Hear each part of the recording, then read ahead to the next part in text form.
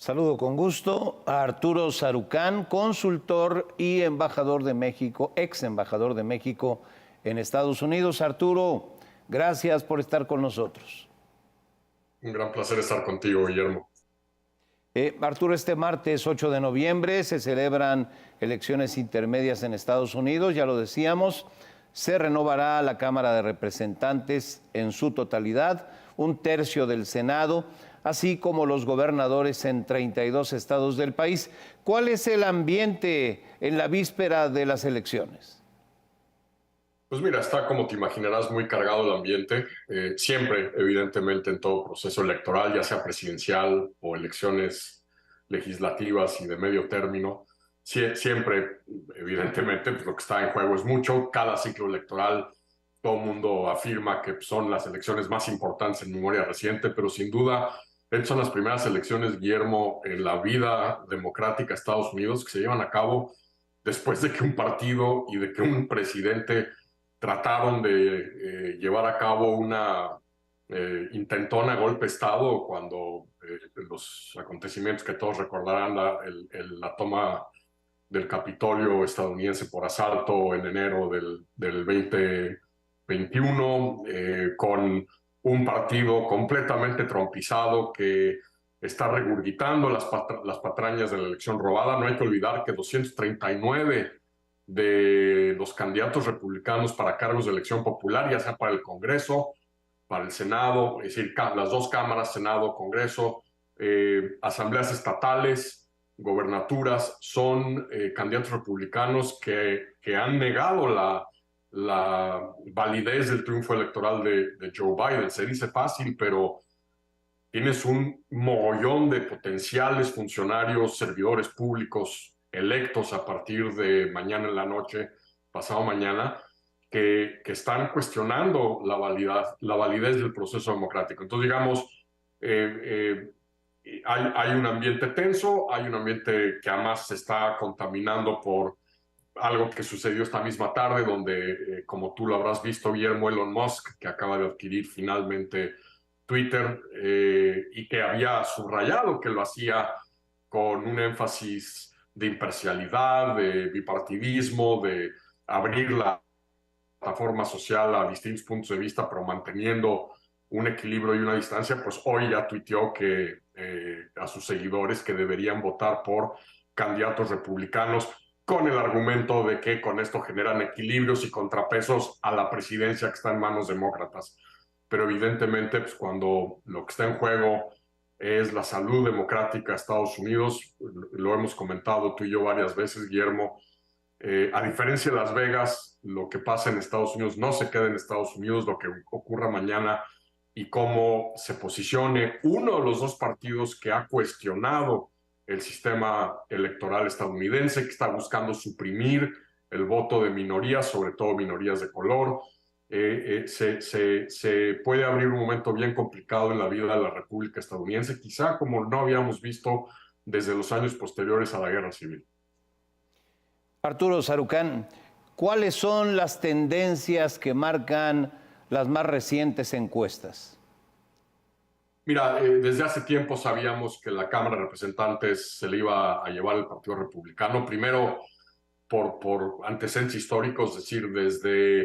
desde el siglo XX, el partido que está en el poder, el partido del presidente que ocupa la Casa Blanca, siempre, invariablemente, pierde la elección, su primera elección intermedia. Hubo un par de excepciones, la más reciente con George W. Bush,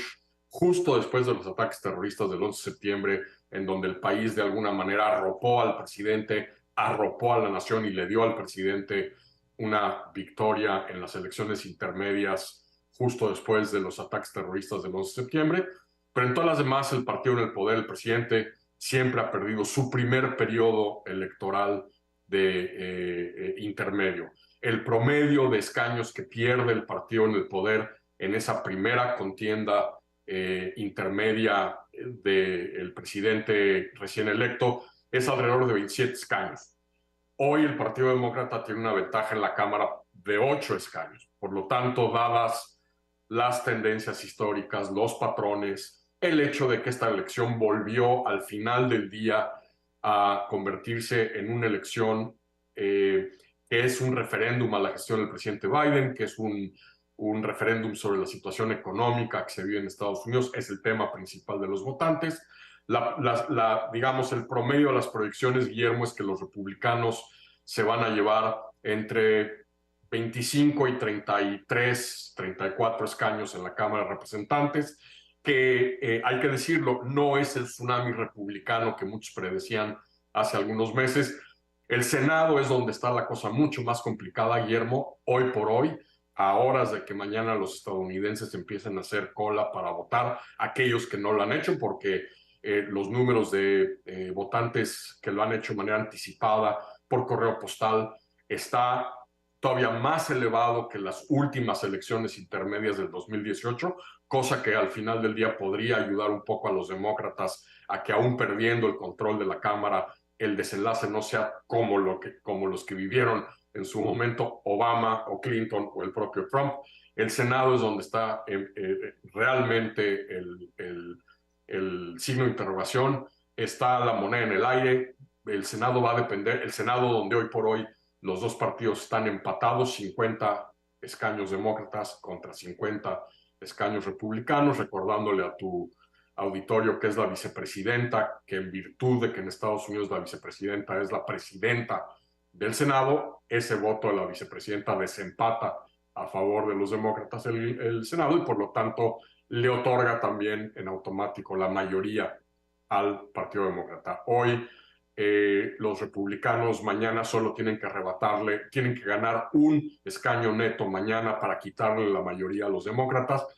Todo va a girar en torno a 4 contiendas por escaños en el Senado, en Pensilvania, en Nevada y en Arizona, donde el voto hispano va a ser fundamental, y en Georgia, donde 2 candidatos afroamericanos están pugnando por ese escaño, con uno de los candidatos republicanos quizá más cuestionados, el exjugador de fútbol americano Herschel Walker, que tiene pues una luz de acusaciones de violación y de abuso sexual y de acoso sexual que lo han perseguido durante toda la campaña. Pero son en esas 4 contiendas en donde se va a definir el control del Senado, y el Senado evidentemente es quizá fundamental para el presidente, porque si el presidente pierde la mayoría y el control del Senado, hay que recordarle a nuestros televidentes mexicanos que a diferencia del Congreso mexicano, donde los distintos partidos se reparten las comisiones, las presidencias de las comisiones, en Estados Unidos el ganador de la mayoría en cada uno de los recintos se lleva todo, es decir, todas las presidencias de los comités y subcomités son del partido que está en la mayoría. En este escenario, si el Partido Republicano se lleva además el Senado, será bien complicada la agenda legislativa del presidente Biden, pasar legislación, aprobar incluso nominaciones a cargos de la administración, o si llegase a haber otra vacante en la Suprema Corte, ya no se diga ratificar a un nuevo juez, una nueva jueza en la Suprema Corte. Entonces, digamos, el Senado es el que en muchos sentidos, creo, va a definir los siguientes 2 años, no solo del cierre de la gestión de Biden, sino también incluso de un potencial impasse político legislativo en Estados Unidos que pues, puede tener otra vez impacto y ramificaciones muy importantes en toda una serie de temas, desde el apoyo estadounidense a Ucrania hasta temas a México le puede ir muy mal dependiendo de cómo salgan las cosas, sobre todo si legisladores republicanos que han cuestionado y criticado una serie de políticas que se están instrumentando en México se convierten en presidentes de comités y subcomités. Entonces, digamos, la Cámara está cantada, va a ser republicana, seguramente con un margen de 30, 33 escaños para el Partido Republicano. El Senado, la gran interrogante, hoy por hoy estamos todavía en ascuas, mañana sabremos qué ocurre. Arturo Sarucán, ¿qué tanto impactará el resultado de estas elecciones en la elección presidencial de Estados Unidos dentro de 2 años? Pues mucho, porque de entrada, si efectivamente los republicanos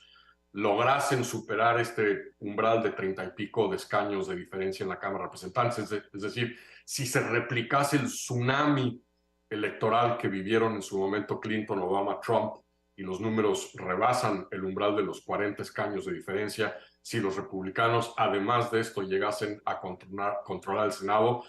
puedes dar por un hecho que en los próximos días o incluso horas, Donald Trump estará anunciando su decisión de volver a contender por la nominación del Partido Republicano en el 2024, y eso pues te va a generar toda una serie de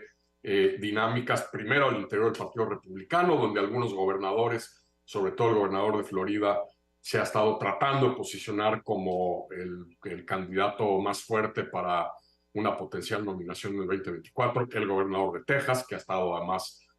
usando el mismo manual de juegos que Donald Trump, de alcahuetear la relación fronteriza con México para anotarse puntos políticos, y ciertamente podría tener un impacto, Guillermo, en la decisión de Biden de si se busca reelegir o no. ¿Por qué? Porque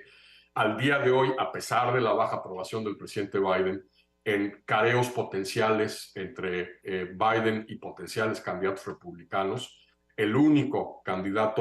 potencial candidato demócrata en el 2024 que hoy por hoy le ganaría a Donald Trump, se sigue llamando Joe Biden. Entonces, a lo mejor incluso puede tener un impacto en modificar una decisión de que ya no sea Biden, de que Biden le pase la estafeta a una nueva generación de demócratas más jóvenes, más frescos, y pues veremos qué ocurre si es que efectivamente, como se rumora aquí en Washington hoy, el expresidente puede volver a manifestar su intención por contender por la primero por la nominación y luego evidentemente por la presidencia en el 2024. Arturo Sarucán, ¿qué importancia tienen para México? Ya lo referías tú en alguna de tus respuestas, pero profundicemos un poco más. ¿Qué impacto tienen estas elecciones intermedias en Estados Unidos para México? Pues mira, cuando te pones a pensar que tenemos en este momento la relación quizá más disfuncional que ha tenido un titular del Ejecutivo mexicano con el Congreso estadounidense en memoria reciente, es decir, no desde la época del asesinato de Camarena en el 85 había habido una relación tan disfuncional entre el Congreso de Estados Unidos y un presidente mexicano. Los 3 viajes que ha hecho el presidente López Obrador a Washington para reunirse primero con Trump y luego 2 veces con Biden, jamás ha buscado tener un encuentro con las bancadas de los 2 partidos, con el liderazgo de cada uno de los 2 partidos, incluso cuando vino por primera vez para ver a Trump y celebrar la entrada en vigor del del TEMEC, perdón, un acuerdo que pasó de manera abrumadora con los votos de la bancada demócrata en esta ocasión. El presidente no hizo ningún gesto de acercamiento. Es más, el presidente ha estado cuestionando y atacando reiteradamente a miembros importantes del legislativo estadounidense por nombre, ataques ad hominem a legisladores demócratas, ahora legisladores republicanos, que por cierto son los que van a estar presidiendo, si es que llegasen a llevarse al Senado, comités y subcomités que son los que determinan muchos temas de la agenda bilateral con México, desde presupuestos para toda una serie de programas bilaterales hasta temas como precisamente la disputa que hay hoy por hoy abierta en materia política energética, donde tenemos consultas todavía en marcha con Estados Unidos, porque muchos de estos legisladores republicanos, Guillermo, tanto en la Cámara como en el Senado, que podrían llegar a las presidencias de comités o subcomités, son legisladores que vienen de estados con presencia de compañías energéticas estadounidenses en renovables, en fósiles, que tienen inversiones y operaciones en México. Si a esto le agregas además que el hombre que ya se perfila como el presidente del Comité de Relaciones Internacionales de la Cámara de Representantes, que sabemos que va a estar en manos del Partido Republicano, el congresista Michael McCall de Texas ha dicho sin rodeos que la política de seguridad pública del actual gobierno mexicano es una amenaza a la seguridad nacional de los Estados Unidos por la manera en que el presidente está confrontando al crimen organizado por el tema del tráfico de fentanilo. Y pues imagínate la cantidad de frentes que nos vamos a abrir cuando, si bien hoy por hoy la bancada demócrata ha estado cuestionando a México en toda una serie de temas, asesinatos de periodistas, libertades de prensa, traen un poco puesto el freno de mano de la Casa Blanca, que busca, en la medida de lo posible,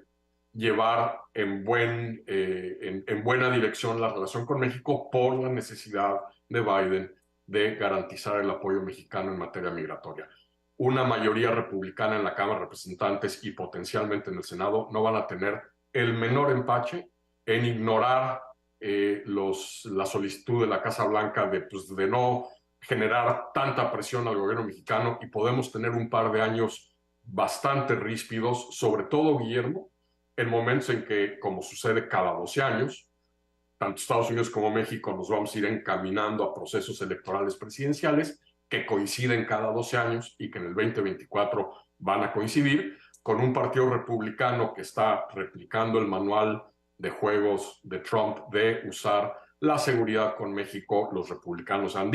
dicho a Biden que la verdadera amenaza a la seguridad nacional de Estados Unidos no es Rusia, no es lo que está pasando en Europa del Este con la invasión rusa a Ucrania, es la invasión, entre comillas, literalmente, la invasión que México está permitiendo se dé a través de nuestra frontera con Estados Unidos, y que allí deben estar todos los recursos de seguridad nacional de los Estados Unidos. Con el tema de la migración y los migrantes, lo hemos visto con el gobernador de Texas, cómo ha jugado a la piñata político-electoral con temas incluso de facilitación comercial con México, con tal de anotarse puntos con ese voto duro trumpista. Entonces pueden ser 2 años complicados donde la narrativa emanando desde el Congreso, sobre todo si ambas cámaras están controladas por el Partido Republicano, puede generar bastante tensión y mucho ruido en momentos en que las dos naciones se encaminan a procesos presidenciales electorales. Pues ya veremos qué sucede este martes 8 de noviembre y ya lo estaremos comentando a partir de los resultados obtenidos. Arturo Sarucán, muchas gracias por estar con nosotros. Es un gran placer estar contigo, como siempre, Guillermo. Muchas gracias.